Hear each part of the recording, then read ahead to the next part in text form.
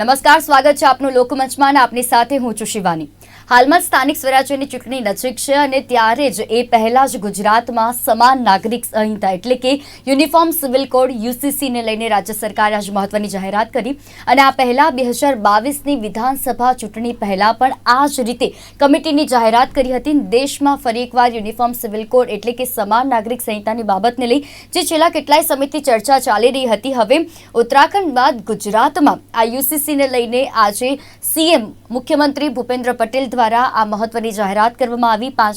પાંચ સભ્યોની રચના કરવામાં આવી છે એટલે કે કમિટી રચવામાં આવી છે અને તે કમિટી 45 દિવસમાં રિપોર્ટ સોંપશે। હવે આ 45 દિવસમાં તેઓ દરેક વ્યક્તિઓ સાથે વાતચીત કરશે, તે નિષ્ણાંતો સાથે વાતચીત કરશે અને આ જે યુસીસી જ્યારે ગુજરાત રાજ્યમાં લાગુ થશે તો કેવા પ્રકારના ફેરફાર જોવા મળશે। યુસીસીનો વાત કરીએ તો એક દેશમાં બધા માટે એક સમાન કાયદો લાગુ કરવાના સંકેત હાલમાં અત્યારે જે સરકાર આપી રહી છે અને જો સરળ ભાષામાં કહેવામાં આવે તો આ કાયદાનો અર્થ એ છે કે તમામ ધર્મો અને સમુદાયો માટે કાયદો સમાન હશે, જે સંસદ દ્વારા નક્કી કરવામાં આવશે અને જે અત્યારે આ કમિટી બનાવવામાં આવી છે તેમના દ્વારા 45 દિવસ બાદ જે રિપોર્ટ સોંપવામાં આવશે ત્યારબાદ કાયદો ઘડાશે અને કયા કયા મુદ્દાઓનો સમાવેશ કરવામાં આવી શકે છે અને સમાન નાગરિક સંહિતા લાગુ થવાથી ગુજરાતમાં કેવા પ્રકારના ફેરફારો જોવા મળશે। હવે જ્યારે આજે મુખ્યમંત્રી દ્વારા આ જાહેરાત તો કરવામાં આવી, પરંતુ એ જાહેરાત પછી કેટલા વાદ વિવાદ પણ સામે આવી રહ્યા છે, કેટલું સમર્થન પણ મળી રહ્યું છે એટલે ઘણા બધી પ્રતિક્રિયાઓ આપણને મળી રહી છે। આજે આના વિશે આપણે લોકમંચમાં વિશેષ વાત કરીશું અને આપણી સાથે ચર્ચામાં જોડાઈ ચૂક્યા છે નિપુણ ભટ્ટ કે જો પ્રવક્તા છે વીએચપીના। નિપુણભાઈ, સ્વાગત છે આપનું કાર્યક્રમમાં। સાથે જોડાયા છે પ્રશાંત ગઢવી કે જેઓ રાજકીય વિશ્લેષક છે। પ્રશાંતભાઈ, સ્વાગત છે કાર્યક્રમમાં। હાશિમ કુરેશી હજી જોડાઈ ચૂક્યા છે કે જેઓ એડવોકેટ છે। હાશિમભાઈ, સ્વાગત છે આપનું કાર્યક્રમમાં। પ્રશાંતભાઈ, જે રીતે યુસીસીને લઈને આજે મુખ્યમંત્રી ભૂપેન્દ્ર પટેલ દ્વારા જે જાહેરાત કરી દેવામાં આવી છે અને હવે જે કમિટી રચાઈ છે, સૌપ્રથમ તો આ જાહેરાત વિશે શું કહેશો? આપની પ્રતિક્રિયા શું છે યુસીસી વિશે? સમાન નાગરિક કોડ જે છેલ્લા ઘણા સમયથી બહુ ચર્ચિત અને ચર્ચાસ્પદ મુદ્દો રહ્યો છે, ખાસ કરીને અત્યારની વર્તમાન સરકાર જે એના મેનિફેસ્ટોમાં જેમ રામ મંદિર 1980માં ભાજપ બન્યું ત્યારથી લગભગ રામ મંદિર એમણે એમ કહેવા મુદ્દો લીધો, એ જ રીતે યુસીસી પણ એક એમનો બહુ મોટો મેનિફેસ્ટોનો મુદ્દો હતો। 2019માં પણ લીધો, 24માં લીધો, હવે ધીરે ધીરે અમલીકરણની દિશામાં આગળ વધ્યા। ઉત્તરાખંડ સૌથી પહેલું રાજ્ય કેન્દ્રએ વાત કર્યા પછી અને ગુજરાત એનું બીજું રાજ્ય આજે એક તૈયારી બતાવી, કમિટીની રચના થઈ, કમિટી રિપોર્ટ તૈયાર કરશે, બહુ પ્રોપર ટાઈમિંગ હું તમને એટલે મેં બપોરે પણ ટાઈમિંગ આપ્યો હતો કે 31 માર્ચ સુધી આપણું બજેટનું સત્ર ચાલશે વિધાનસભાનું, એ પહેલા આને ત્યાં મેજ ઉપર મૂકી અને આ કાયદો પસાર કરવામાં આવે એવી એક ટાર્ગેટ સાથે આજે આ કમિટીની રચના થઈ ગઈ છે। હવે આ જરૂરિયાત તમે સમજો કે એક દેશમાં જે નાગરિકો વસે છે એ તમામ નાગરિકોએ એક જ કાયદાનું પાલન, અને કોઈ પણ દેશમાં ધર્મ આધારિત અલગ અલગ કાયદા હોય કે સંપ્રદાય આધારિત અલગ અલગ કાયદા બને અને એમાં કોઈ કાયદામાં કોઈ ખાંચબારી ઊભી થાય નહીં, એટલા માટે આર્ટિકલ 44 પ્રમાણે એક સમાન નાગરિક હક બધાને મળે। એ પછી આને લઈને ઘણા રિપરકેશન લોકોના થતા હોય છે। જે તે વખતે દેશ આઝાદ થયો ત્યારે દેશની અને લોકોની જરૂરિયાત પ્રમાણે જે કંઈ નાના મોટા ફ્લેક્સિબિલિટી ઊભી કરી, જેમ કે મુસ્લિમ પર્સનલ લો બોર્ડ હોય કે બીજા બધા કોઈ અમુક સંપ્રદાય, જેમ કે ગોવામાં હજી પણ ક્રિશ્ચનો માટે યુસીસી ચાલુ છે, એમ આ જે ઊભું કરવામાં આવ્યું પણ હવે એક સમય પાકી ગયો છે, કારણ કે જેમ પરિપક્વતા આવે એમ દેશની વાંધણીમાં એક એવી પરિપક્વતા થઈ ગઈ છે કે હવે બધું એક લેવલે લાવવું પડે, એને સ્ટાન્ડર્ડાઇઝ કરવું પડે અને એટલા માટે સમાન કોડ બહુ જરૂરી હતો। હું માનું છું ત્યાં સુધી ગુજરાત સરકારે પગલું ભર્યું છે અને તૈયારી બતાવી છે તો આપણે બધા એને આવકારવો જોઈએ। નો ડાઉટ નાના મોટા વિરોધ અથવા વિરોધ ન હોય, એ નારાજગી એ રીતે આવે કે ક્યાંક કોઈકને કંઈક તકલીફ પડતી હોય તો એના સૂચનો લઈ અને એનો રસ્તો કરવો પડે, પણ સાવ વિરોધ કરી અને આ ખોટું છે મને લાગે છે એ બૂમો જે આપણે જો પાડતા હોઈએ તે બૂમ પણ ખોટી છે। ખોટું છે બૂમ ખોટી છે, એને કેવી રીતે સોર્ટ આઉટ કરવું જોઈએ। કારણ કે આજે આપણે જે દેશમાં વસીએ છીએ, આજે મુખ્યમંત્રીશ્રીએ જયારે આની રજૂઆત કરી પ્રેસ કોન્ફરન્સ, એમાં સૌથી પહેલો શબ્દ શું વાપર્યો કે બંધારણ આપણો ધર્મ છે અને બંધારણ અને નાગરિકતા એ પણ આપણો ધર્મ છે। તો બંધારણ અને નાગરિકતાના ધર્મની વચ્ચેનું પાસું શું છે? તો સમાન કોડ છે, એને આપણે બધાએ ચલાવવાનો છે, એટલે ખૂબ આવકારદાયક છે। આને લઈને નાની જેમ મેં ઉદાહરણ આપ્યું હતું, જેમ અત્યારે હિન્દુ મેરેજ એક્ટ કહેવામાં આવે છે, કદાચ એવું થાય કે દેશવ્યાપી આ ખરડો પસાર થઈ જશે તો ભવિષ્યમાં ઇન્ડિયન મેરેજ એક્ટ તરીકેનો કાયદો આપણે એને ગણીશું।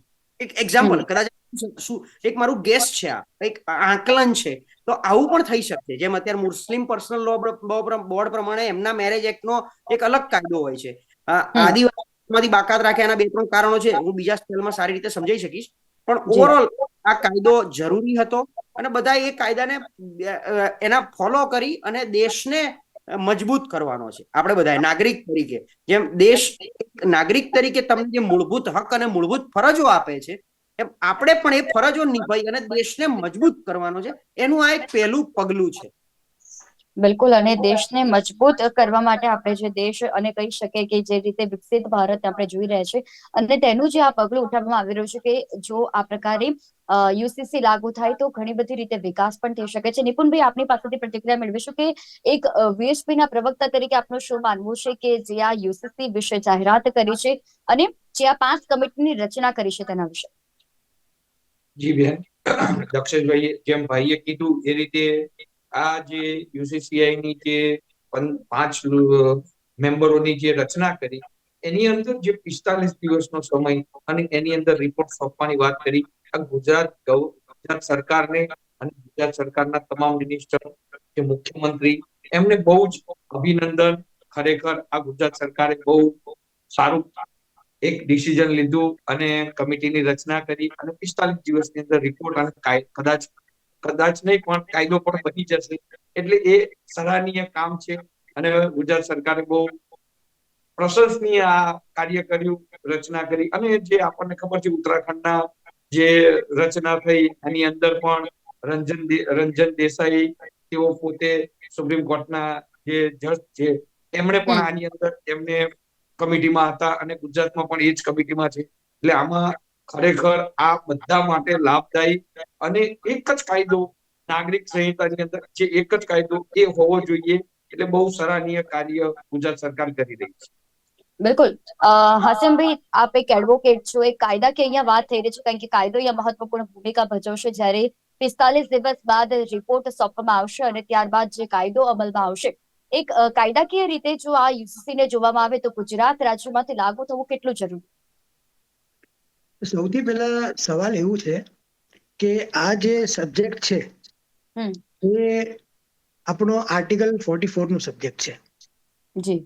અને આર્ટિકલ 44 ની આપણે લેંગ્વેજ વાંચીએ તો એ એવું કહે છે કે state shall make a endeavour to secure the uniform civil code for the citizen throughout the territory of India. તો આર્ટિકલ 44માં જે વર્ડ છે એ throughout the territory of India. હવે આપણે ગુજરાત સ્ટેટ જો આવી રીતનો કાયદો ઘડે તો શું એના રિપરકેશન કે એનો એમ્બિટ જે છે આપણે થ્રુ આઉટ ઇન્ડિયા ફેલાઈ શકીએ, આખા ઇન્ડિયામાં લાગુ થઈ શકે? તો સૌથી પહેલા સવાલ એ આવે છે કે સ્ટેટની કોમ્પિટન્સ શું, state whether they are competent to enact such kind of legislation.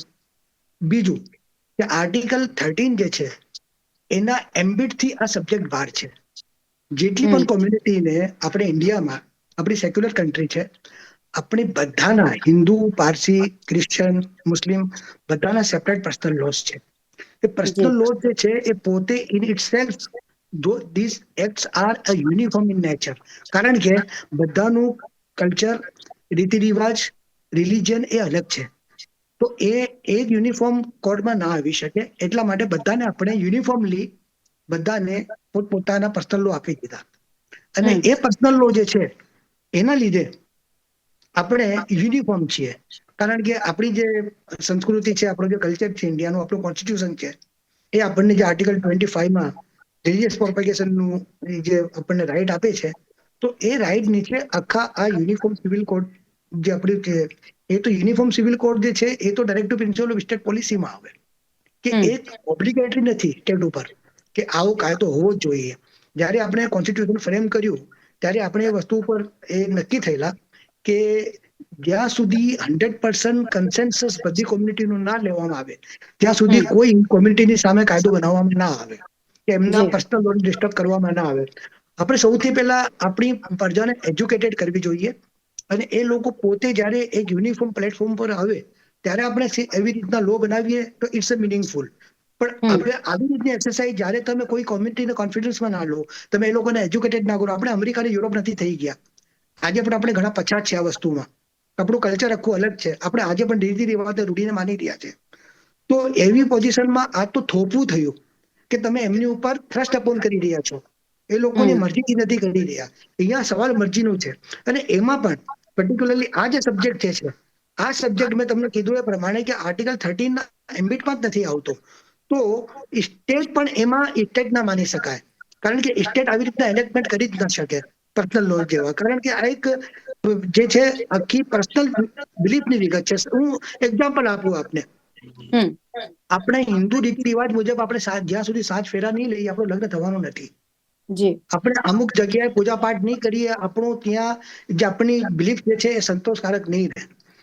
તો આ એક સ્પેશિયલ વસ્તુ જે બિલીફની છે એ માત્ર આવા લો એની સાથે ડીલ કરે છે. તો આ આપણે બધાના માટે છે, બધાને આપણે આપેલા છે, ક્રિશ્ચન, પારસી, મુસ્લિમ, હિન્દુ, બધાને તો યુનિફોર્મ તો થઈ ગયું. અને જ્યાં સુધી જનરલ લો નો સવાલ છે, આઈપીસી, સીઆરપીસી, એવિડન્સ એક્ટ ને પ્રોપર્ટી એક્ટ ને બધા સીપીસી એ બધા યુનિફોર્મ જ છે, એ બધા માટે અલગ અલગ નથી. તો એટલે આપણે already we are living in this country with the uniform civil code, અને એમાં જ આપણી કોર્ટો ચાલી રહી છે. અને જ્યાં સુધી લોકો પર્સનલ લોને અલગ સમજે છે તો એ આપણી એક મિસકન્સેપ્શન છે. પર્સનલ લો બધાના છે, એ લોકોના સેટઅપ પ્રમાણે છે, એટલે એ પણ યુનિફોર્મ ઇન નેચર છે. હવે આ પર્ટિક્યુલરલી જે ઇસ્યુ છે એમાં મેં કીધું એ પ્રમાણે કે સ્ટેટ ગવર્મેન્ટની તો સેન્ટ્રલ ગવર્મેન્ટની ઇવન આ કોમ્પિટન્સ નથી. સેન્ટ્રલ ગવર્મેન્ટ જ્યારે એમાં ફેલ ગઈ તો હવે જ્યાં જ્યાં એક રૂલિંગ પાર્ટી છે એ પોતાનું પાવર મિસયુઝ કરી રહી છે અને એના માટે એ થ્રસ્ટ અપોન કરવા માંગે છે. તો મારા હિસાબે આપણે આ મુદ્દાને પોલિટિકલ નથી બનાવવો, પણ સવાલ એ છે સમજવાનું કે એઝ એ લોફુલ આપણે પોઈન્ટ એ ઉજાગર કરીએ તો એઝ અ લોયર હું એવું કહું છું કે 44 ની લેંગ્વેજ વાંચી લઈએ આપણે તો એ એકદમ ક્લિયર છે કે થ્રુઆઉટ ઇન ઇન્ડિયા જ્યાં સુધી આખા દેશમાં એનું ઇમ્પ્લિમેન્ટેશન નહીં થાય ત્યાં સુધી યુનિફોર્મ સિવિલ કોડ કહેવાય જ નહીં. આજે સ્ટેટ આપણે ગુજરાત બનાવી લઈએ, બીજા સ્ટેટ પણ એને કરશે 1, 2, 3, 4, તો આખા ઇન્ડિયામાં તો આવ્યું નહીં. તો આ જે આખું ઇસ્યુ જે છે આ આખું પાર્લામેન્ટ માટે છે. એની કોમ્પિટન્સ એટ ધ મોસ્ટ હું માની લઉં આર્ટિકલ 13 ને બાજુમાં મૂકીને તો એની કોમ્પિટન્સ માત્ર ને માત્ર પાર્લામેન્ટ પાસે છે, ન કે સ્ટેટ લેજિસ્લેશન પાસે. તો સ્ટેટનું જ આ એક છે. હા, એટ ધ મોસ્ટ સ્ટેટ આવી રીતની કવાયત કરીને સેન્ટ્રલ ગવર્મેન્ટને ફેસિલિટેટ કરી શકે, એ લોકોને રિપોર્ટ મૂકી શકે કે ભાઈ અમારા ત્યાં ગુજરાતમાં એટલા લોકો એની ઉપર એગ્રી થયા છે, આવી રીતની માત્ર એ રિપોર્ટ આપી શકે, પણ અહીંયા કોઈ લો એનેક્ટ ન કરી શકે. અને જે કર્યા છે કોઈ સ્ટેટમાં એ પણ જે છે એ કોન્સ્ટિટ્યુશનલ નથી. જી, એટલે કહી શકીએ કે બંધારણમાં કોઈ પણ રાજ્યને આ પ્રકારનો કાયદો એટલે કે યુસીસી લાગુ કરવાનો એવો કોઈ ઉલ્લેખ જ નથી આપેલો. આપણા દેશમાં યુસીસી લાગુ કરવાની એવી કાયદાની કલમ લખવામાં આવેલી છે, પરંતુ રાજ્ય જે છે તે પર્ટિક્યુલરલી કોઈ પણ આવી રીતે કાયદો ના લાગુ કરી શકે. શું કહેશો નિપુણભાઈ, જે રીતે હાશિમભાઈ દ્વારા કહેવામાં આવ્યું છે કે આ પ્રકારનો કોઈ કાયદો જ નથી, એ દેશમાં જો લાગુ કરવો યુસીસી તો તે શક્ય છે, તે કલમ આપેલી છે કલમ 44 અને તેમણે જે જણાવ્યું તે મુજબ થઈ શકે છે, પરંતુ રાજ્યમાં આ પ્રકારે કાયદો લાગુ ના થઈ શકે.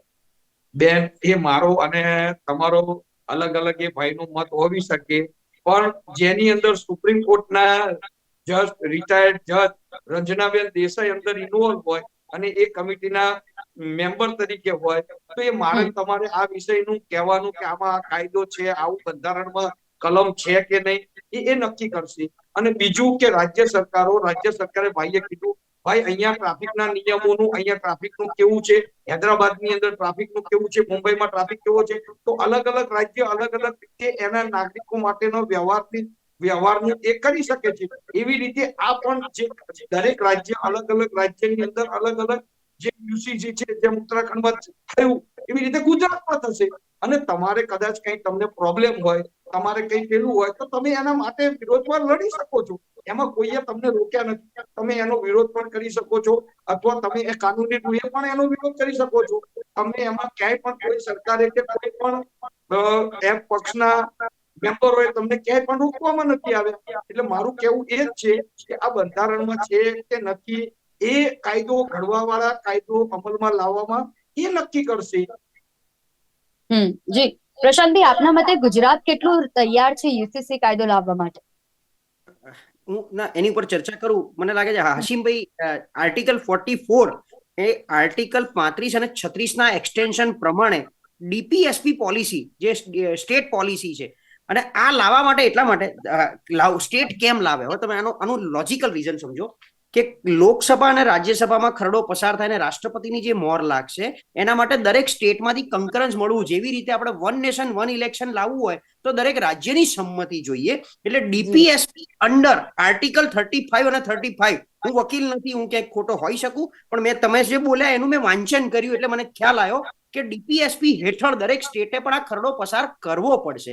હવે જ્યાં જ્યાં ભારતની સરકાર બહુમતી વાળી સરકાર છે અને એમને જે કોન્ફિડન્સ છે કે અમે આ રાજ્યમાં પસાર કરાવી શકીશું એ પ્રમાણે, અને ઉત્તરાખંડ તો શું છે, પવિત્ર ભૂમિ પુણ્ય ભૂમિના નામે ઓળખાય છે. હજી હું તમને સ્પષ્ટ કહું છું, એક તટસ્થ વ્યક્તિ, કદાચ તેલંગાણામાં ભાજપની સરકારને, અહીંની કેન્દ્ર સરકારને બીક હશે કે તેલંગાણામાં ખરડો પસાર નહીં થઈ શકે, કેરળમાં પસાર નહીં થઈ શકે, યુપીમાં કદાચ બીક લાગે, પણ ગુજરાત, ઉત્તરાખંડ, મધ્યપ્રદેશ, રાજસ્થાન, હિન્દ બેલ્ટ જે છે ત્યાં કદાચ સ્ટેટમાં આ ખરડો પસાર કરાઈ શકવા, એટલા માટે ગુજરાતે આ પહેલ કરી છે. અને ગુજરાતમાં તમને ખબર એક હિન્દુત્વ અને એક ભારતીય જનતા પાર્ટીના નામ પડે અને 182 જે ધારાસભ્યો છે એમાંથી અત્યારે 162 કરતા વધારે ઇનડાયરેક્ટલી 182 ભાજપના છે. એટલે ખરડો ઇઝીલી પસાર, બહુમતીથી પસાર કરવાનો છે, બરાબર છે, અને 2/3 મેજોરિટીથી. તો એ ગુજરાતમાં ઈઝી છે એટલા માટે જ. અને બીજું, વિધાનસભાનું બજેટ સત્ર બેસવાનું છે માર્ચ મહિનામાં 31 તારીખ સુધી, તો ત્યાં સુધીમાં જો જાય અને પછી ગુજરાત જો અમલ કરે તો પછી આ જ વસ્તુ રાજસ્થાન, મધ્યપ્રદેશમાં લઈ અને મને લાગે છે હિન્દ બેલ્ટ બધું જો તૈયાર થાય તો લોકસભાનું સત્ર જ્યારે મોન્સૂન સત્ર બેસે અથવા નવું શિયાળુ આવતી સાલનું જે સત્ર બેસે એમાં આને લાવી શકાય અને મૂકી શકાય. એટલા માટે તૈયારીના ભાગરૂપે ગુજરાતે મૂક્યું છે. ગુજરાત તૈયાર છે, આની રચના થઈ ગઈ છે. જેમ ઓબીસી ગુજરાત પાછળ ચાલ્યું હતું, આમાં થોડું આગળ ચાલે છે, થઈ જશે. 31 શું કીધું, આજે થઈ 4 તારીખ, કમિટીની રચના, 45 દિવસનો રિપોર્ટ 5 ફેબ્રુઆરીથી તમે ગણો તો 29 માર્ચ સુધીમાં આવી જશે. 2 દિવસની અંદર આ વિધાનસભામાં રજૂ થઈ જશે. મારે કઈ બોલવાનું રહેતું નથી. 31 તારીખે ફરીથી શિવાનીનો ફોન આવશે કે આજે આ ખરડો પસાર થયો, એની પર આપણે રાતે લોકમંચમાં ચર્ચા કરવી છે. જી બિલકુલ. હાશિમભાઈ, આ કાયદો મુસ્લિમો પર અત્યાચાર સમાન છે તો મુસ્લિમ પર્સનલ લો બોર્ડ દ્વારા કહેવામાં આવ્યું છે, આવું નિવેદન આપવામાં આવ્યું. ત્યારબાદ ઘણી પ્રતિક્રિયાઓ પણ સામે આવી છે, એવો વિરોધ પણ કરવામાં આવી રહ્યો છે. ત્યારે શું કહેશો કે આ જે કાયદો છે તેને અત્યાચાર શા માટે મુસ્લિમ પર્સનલ લો બોર્ડ દ્વારા જણાવવામાં આવી રહ્યું છે? જો જ્યાં સુધી મારો સવાલ છે, હું એક લોયર છું, મને કોઈ પણ પાર્ટી કે કોઈ પણ ગ્રુપ કે કોઈ એનજીઓ એની ફેવર કરવાની ગમતી નથી. મને તો લોને ફેવર કરવાનું છે, because I am a lawyer સૌથી પહેલા, અને secondly I am a citizen of India અને this is a law of land. એનું રિસ્પેક્ટ સિટીઝન ના કરે તો કોણ કરશે? તો સૌથી પહેલા પર્સનલ લો બોર્ડે જે પણ કીધું છે એ કંઈ ખોટું નથી. એનું રીઝન એવું છે કે કોઈ પણ આપણે એનેક્ટમેન્ટ હોય, કોઈ કાયદો ઘડવાનો હોય તો એ કાયદાનું એક ઉદ્દેશ્ય હોય છે. સપોઝ કે સોસાયટીમાં કોઈ એક મિનેસ કે કોઈ એવું ઓફેન્સ વધી રહ્યું છે કે જે ઓર્ડિનરી લોથી કંઈ ટેકલ થઈ શકતું નથી, તો એના માટે આપણને સ્પેશિયલ લો લાવવા પડે, જેવી પોટા અને ટાળા અને એટ્રોસિટીઝ એક્ટ ને આ બધા એક્ટ આપણે લઈને આવ્યા એટલા માટે કે એના માટે આપણે થોડી સ્ટ્રિક્ટ પનિશમેન્ટ કરી અને વહેલી તકે કોઈ ગ્રુપને સારું એ રાહત મળે એના લીધે આપણે કર્યું. હવે જ્યાં સુધી પર્સનલ લો નો સવાલ છે તો એ પર્સનલ લો સારાથી ડીલ કરે છે. એટ ધ મોસ્ટ એ પહેલું છે હેરિટન્સ. જે હેરિટન્સ છે કે જે તમને પ્રોપર્ટીમાં શેર મળે છે, એ શેર મળવામાં મુસ્લિમોનું પોતાનું કુરાનિક મેન્ટેક છે. હવે એના પ્રમાણે એ લોકો પોતાનું ઇન્ટરનલ અરેન્જમેન્ટ કરી રહ્યા છે. આપણે હિન્દુઇઝમ જે છે એમાં એ વખતે પૌરાણિક વર્ષોમાં એમાં કોઈ ફિમેલનો કોઈ હિસ્સો હતો નહીં એટલું વધારે, એટલે મનુ ને દયા ભાગાના બધી વસ્તુમાં આપણે પડીએ તો પછી આ એક રિફોર્મ આવ્યું અને એ પછી એને 2005ના એક્ટમાં ઇન્ક્લુડ કરવામાં આવ્યો કે એક પર્ટિક્યુલર કોમિટીને ભાઈ અત્યાચાર થઈ રહ્યો છે તો એ મતલબ ફિમેલ ગ્રુપને, તો એને આપણે કમ કરવા માટે આપણે એ અંદર એમેન્ડમેન્ટ લાવીને એને એ કાયદાને એવું કહ્યું કે હવે છોકરીઓનો પણ એમાં હક થશે, માત્ર મેલ મેમ્બર નહીં ફિમેલ મેમ્બર પણ આવી જાય. હવે આ યુનિફોર્મ સિવિલ કોડ છે, એનું સૌથી પહેલા ગવર્મેન્ટ એનું ઓબ્જેક્ટ કે એનું મકસદ શું છે એ તો નક્કી કરે કે શા માટે લાવવા માંગી રહ્યા છે, શા માટે. હવે હું તમને આપણી દીકરી પણ હોઈ શકે, આપણી બેન પણ હોઈ શકે. એક મિનિટ આપણી દીકરીની વાત કરું, વિચારીને બોલજો. આપની દીકરીની વાત કરું. હવે એને પણ ફાયદો થવાનો જ છે. એજ અ મુસ્લિમ કહું, હવે એજ અ મુસ્લિમ કહું, સપોઝ કે બીજા નંબરનું એમાં આવે છે મેરેજ ને લઈને થોડું નિયમ. તો મેરેજીસમાં પણ જો મારા રજિસ્ટ્રાર સામે લગ્ન થઈ જશે, ઇસ્લામનું મેન્ડેટ એવું છે કે લગ્ન કરવા માટે છોકરાને છોકરીની કન્સેન્ટ અને સામે કોઈ પણ માણસ વિટનેસ હોય બે, તો હું બે વિટનેસ લઈને મેરેજ રજિસ્ટ્રાર પાસે જઈશ તો મારા લગ્ન થઈ જશે, પણ મારા હિન્દુ બહેન ભાઈના લગ્ન નહીં થાય ફેરા વગર. તો એના માટે તૈયાર છો? વીએચપી વાળા ભાઈને પૂછું છું, મારા ફ્રેન્ડને, શું બહુ ભાઈ? સારા છે. શું તો આપણા ફેરા વગર લગ્ન થઈ જશે? ફેરા લીધા વગર, મંત્ર કર્યા વગર આપણા લગ્ન થઈ જશે? તો તમને વધારે નુકસાનદાયક છે. આમાં ફેરા તમે ફરવાની સાંભળો, ને લગ્નની એ વાત જ નથી. જે એ વાત જ છે, બેન, એ દીકરી, વાત જ છે, એ વાત જ છે બા. બીજું આપણે આગળ જઈએ તો તમે હિન્દુઓની ચિંતા ન કરો, તમે અરે એનો તમે વિરોધ ન કરો. મુસ્લિમોની ચિંતા કરી રહ્યા છો એટલા માટે મને તમારી તમે ચિંતા જે છે. પેટમાં દુખે છે તમે અને અરે માથું આપના દુખે પેટમાં છો, દુખી રહ્યો છે એ એનું વાત નિદાન સાચી કરું છે. છું. કદાચ હાશિમભાઈ, નિપુણભાઈ, આપના અત્યારે એ જ કહી શકાય. જી, નિપુણભાઈ, નિપુણભાઈ, આપની પાસે એ જ રીતે વાત કરીશ. દુખે છે એનું નિદાન કરી રહ્યા મુસ્લિમોના છું. માટે થઈને વિરોધ કરી રહ્યા છો અને અરે હિન્દુઓની સારી રીતે લાગણી હું કરી અનુભવો રહ્યો છો. છું. હું હિન્દુઓને આમ થઈ જશે, આને આમ થઈ જશે. પેટમાં દુખતું હોય તો બાબુ કીધું પેટમાં કે મને કઈ એમ નહીં જ થાય, કહો. મને કઈ નહીં જી, થાય, મને મારા હિન્દુ ભાઈ બહેનોનું વધારે ચિંતા છે. નિપુણભાઈ, હાશિમભાઈ, એ જ વાત થઈ રહી છે અહીંયા મહત્વની કે અહીંયા આગળ કાયદો. ચિંતા કરવા વાળા ઘણા બધા લોકો છે. જી, અરે મોદી સાહેબ ને મુસ્લિમ છોકરીઓની ચિંતા છે અને મને મારી હિન્દુ બહેનોની ચિંતા છે. મોદી સાહેબ ને મુસ્લિમોની ચિંતા સાહેબ ને નથી. મુસ્લિમ બહેનોની, મોદી સાહેબ ને ભારતીયોની ચિંતા ચિંતા છે. તમામ ચિંતા છે, ભારતીયોની. મોદી સાહેબને ચિંતા છે. તો હું પણ, જ્યારે મોદી જ્યારે સાહેબ પણ ટ્રિપલ સિટીઝન ઓફ તલાકનો ઇન્ડિયા છે કાયદો આવ્યો ત્યારે અને હું પણ પણ આ સિટીઝન જ ઓફ કહેતા ઇન્ડિયા હતા. છું. અત્યારે મુસ્લિમ મોદી બહેનોને સાહેબ જે જઈ છે, પૂછ્યો કે ટ્રિપલ તલાકના લીધે મોદી એને સાહેબ, ફાયદો થયો કે સાંભળો, નુકસાન થયું. તમે તમારી આરએસએસ પણ ની ભાષા બહેનો બંધ હશે કરો, તો એક મારી મિનિટ. પણ બહેનો હશે. જી, પેલા સાંભળો, નિપુણભાઈ, પેલા સાંભળો નિપુણભાઈ, ભાઈ, આપની પાસે હું પેલા આવું સાંભળો, છું. પેલા નિપુણભાઈ, સાંભળો. આપની પાસે આવું છું. હાશિમભાઈ, હા, હાશિમભાઈ, એક મિનિટ. આપણે આ હા, ચર્ચા અત્યારે એટલે મહત્વની બને છે ને, યુસીસી એટલા જ માટે લાગુ કરવામાં આવે કે જેમાં દરેક ધર્મ, કોઈ પણ જાતિ, કોઈ પણ ધર્મને માન્ય ના કરાય અને તમામ લોકો માટે એક જ સમાન કાયદો. અને આ કહી શકાય કે દીકરીઓની અહીંયા ચર્ચા થઈ રહી છે તો એક મહત્વનો મુદ્દો એ જ ઉમેરવા માંગીશ કે દીકરીઓ માટે અહીંયા સારી બાબત એ કહી શકાય કે જે છૂટાછેડા, જે પહેલા મુસ્લિમ સમાજમાં જે ટ્રિપલ તલાક માનવામાં આવતા હતા તે પણ નાબૂદ થશે. જે રીતે છૂટાછેડા બાદ અન્ય લગ્ન નહીં થઈ શકાય અને એ થઈ ત્યારે ગયું અહીંયા બેન, મહત્વની એ તો બાબત ઓલરેડી એ. શાહબાનુનો થઈ ગયું કેસ ને, તમને યાદ નથી આવતો જી, ભાઈ? તમને જી, એ તો હિન્દુ જી, ઓલરેડી દીકરીઓ થઈ યાદ ગયું. આવે છે? શાહબાનુ જેવા બીજા 7 કેસો છે. સુપ્રીમ કોર્ટે ટકોર કરવામાં આવી હતી શાહબાનુ કેસમાં. યાદ નથી અને આવતું એ? અને પેલો રિલીજીયસ એન્ડોમેન્ટ એક્ટમાં એટલે જે એને જે તમે વાત છે, માછાડા ઉપર મૂકી રહ્યા છો અને મનમાની જે કરીને પેટમાં બુલડોઝર દુખે ફરાવી છે રહ્યા છો, એ પેટ પેલું જ શું? દુખે છે એમ કહો. પેલા એક્ટને તમે કેમ માથું નથી ના માનતા? કૂટશો, ખોટું રિલીજીયસ માથું ના કૂટશો. મોન્યુમેન્ટ હિન્દુઓ પ્રોટેક્શન માટે એક્ટ તમે કેમ જી, નથી દાખલો માનતા? છો નિપુણભાઈ, એક એવું ના મિનિટ આપણે બતાવો. એને પૂછવા તમે માંગીએ. માછાડા શા માટે જી, મૂકી રહ્યા છો? નિપુણભાઈ, હાશિમભાઈ, એમાં એક તમે મિનિટ, સુપ્રીમ એક કોર્ટને મિનિટ. બધાને કેમ નથી માનતા? એમાં કેમ બુલડોઝર ફરાવી દીધું રાતોરાત? બધું માન્ય મુશ્કેલ છે. બની ગયેલા. જ્યારે કાયદાને હાશિમભાઈ, લગ્ન કરવાની વિરોધમાં નિપુણભાઈ, વાત એક હતી મિનિટ ત્યારે આપની વિરોધ પાસે કેવી આવી રીતે જો આવી રૂમ જ પર રીતે આવીને વાત કરતા હતા, થશે. કેવી રીતે વિરોધ જી, કરતા હતા, નિપુણભાઈ, ટ્રિપલ તલાકનો. એટલે બધું હોલ્ડ નિપુણભાઈ, ખબર કરો, છે. હાશિમભાઈ, જો આવી જ રીતે વાત તું તો થશે તો પાંચસો પછી આપણે કાયદો ચર્ચાનો પ્રમાણે મુદ્દો જ નહીં બને. ચર્ચા એટલા જ માટે કરવામાં આવી રહી છે કે અહીંયા દરેક, જો તો આવી એ જ રીતે રીતે, જ વાત કરો. નિપુણભાઈ, એક મિનિટ, નિપુણભાઈ, એક મિનિટ, આપણે ચર્ચા અહીંયા એટલે જ મહત્વની બની છે કે આ ચર્ચા કરીને આપણે દરેક ધર્મનો જે અભિપ્રાય છે તે જાણી શકીએ ને એટલા જ માટે આ કાયદા વિશે વાત કરવી જરૂરી છે. આ ચર્ચામાં જો આપણે કોઈ પણ એવી મહત્વની બાબતોને છોડીને જો આપણે બીજી કોઈ બાબત ઉપર ધ્યાન દઈશું તો આ મુદ્દે ચર્ચા જ નહીં થાય. અને એટલા જ માટે આપણું ગુજરાત રાજ્યની જો વાત કરીએ તો તે વૈવિધ્યસભર રાજ્ય છે કે જેમાં ગામે ગામે ભલે બોલી બદલાતી હોય પરંતુ દરેક ધર્મના લોકો અહીંયા એક સમાન રહે છે. અને એટલા જ માટે આ યુસીસી કાયદા ઉપર ચર્ચા અત્યારે મહત્વની બની અને જોવાનું રહેશે કે આગામી સમયમાં 45 દિવસ બાદ જે રિપોર્ટ સોંપાશે એ રિપોર્ટમાં શું આવશે અને આગામી સમયમાં કાયદો બનશે કે કેમ, ગુજરાત રાજ્ય કેટલું તૈયાર છે તે આગામી સમયમાં આપણને સૌને જાણ થશે. હાલ આપ ત્રણેય અમારી સાથે ચર્ચામાં જોડાયા તે બદલ આપનો આભાર.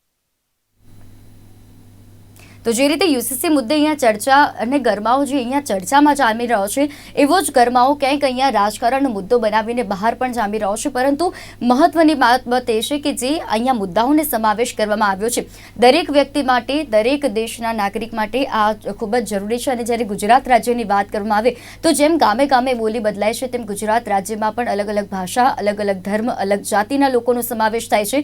તો દરેક ધર્મના લોકોને એક સમાન ગણવામાં આવે તે માટે આ યુસીસી કાયદા ઉપર આ કમિટી રચાઈ છે.